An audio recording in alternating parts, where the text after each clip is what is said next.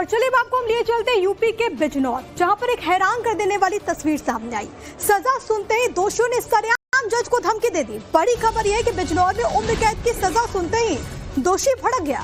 Court room में सरेआम ADJ निजेंद्र Kumar को धमकी दे दी गई। दो दोषियों ने मिलकर जज को ही धमका दिया।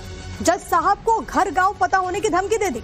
दोषियों ने जज को नहीं बख्शने की धमकी भी दी। दरअसल बिजनौर जिले के एडीजे निजेंद्र कुमार ने गाड़ी से कुचलकर एक शख्स को मारने वाले पिंटू चौहान और जयदीप को उम्र कैद की सजा सुनाई थी।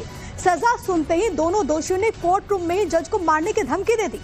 ये तक कहा कि हम तेरा गांव घर सबका पता है।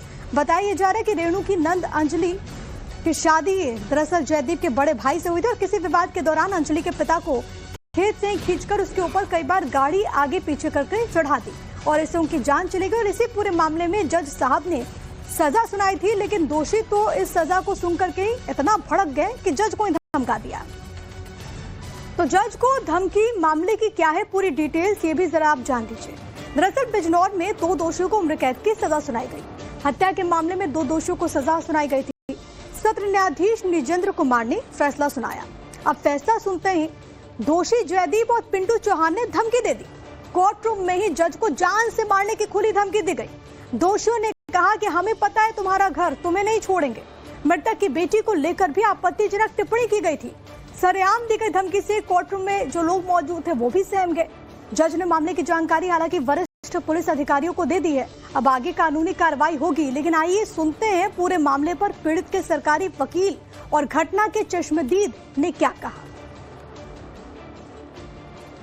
सजा सुनाने के बाद जज साहब अंदर चले गए थे। इन दोनों जयदीप पिंटू चौहान ने जज साहब को धमकी दी कि तुमने अन्याय किया है, हमें तेरे गांव तक का घर का सब पता है, तुझे नहीं छोड़ेंगे।